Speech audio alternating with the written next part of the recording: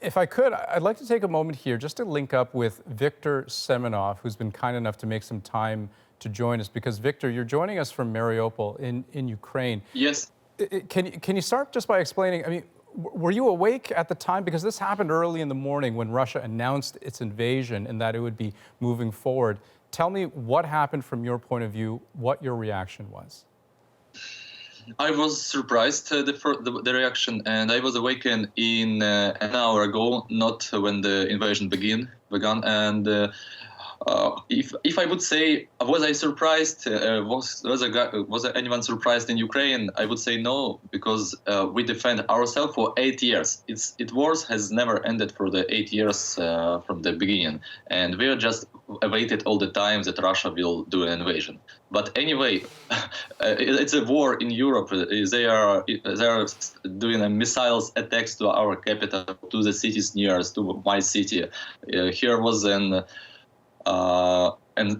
artillery bombing this night in our city. A lot of people was saying it was loud explosions, and now you have to understand it's a morning. It's an early morning in Ukraine, so a lot of people, most of people, don't know yet about the invasion if they are not in the cities that were attacked.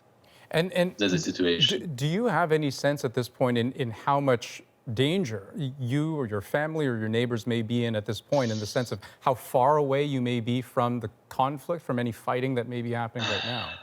We are personally, in this Mariupol, we are in 10 kilometers from line.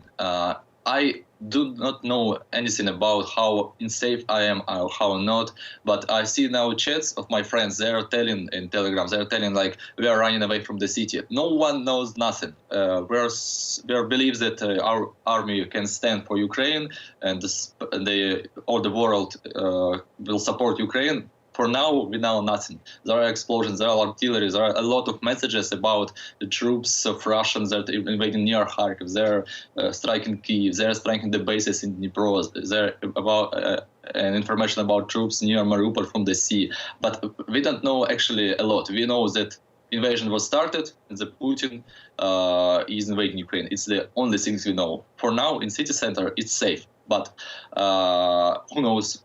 It's 10 kilometers to front line. Right. And so, Viktor, how prepared are you right now if the situation changes? Because we know things are very fluid right now. And you mentioned how where you are right now is safe. You believe it to be safe, but that could change very quickly.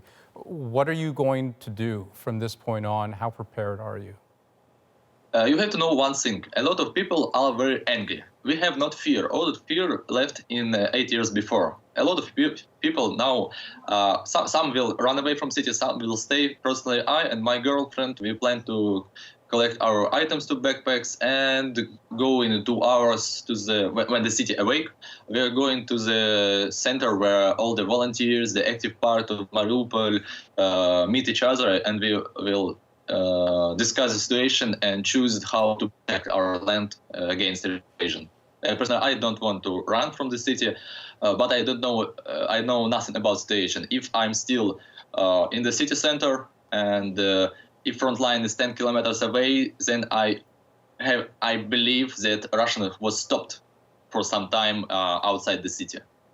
You know, I'm struck by how composed you are in this moment. And you know, I take your point that, and I've heard from a number of Ukrainians, that they've been in this sort of a situation, not just for the last few weeks or the last few months, but for years. Can I ask you, just on a human level, how are you feeling? How are you doing right now?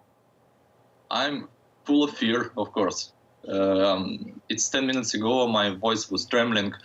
And it's war. I don't know. I have never been living in the time of war.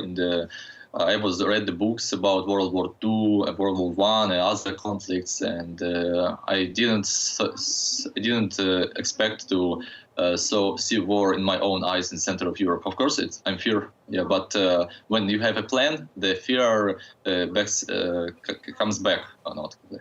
It retreats from you. So I plan to discuss it with my friends, with the people in Mariupol, and do my plan and not to worry a lot, because we have no place to run. We have to stand for our place, our country, and to rely on our allies from all the world. That helps a lot, and I believe, and thank you for the helping Ukraine. Viktor Semenov, we wish you all the best. I hope you are able to stay safe. I hope you're able to get all the information that you need to make sure that you stay safe. And I hope you're able to get in contact with all of your friends and family to make sure they're okay as well. Thank you so much for making the time to join us. I appreciate that. Thank you. Thank you in advance. Thank you. Bye-bye.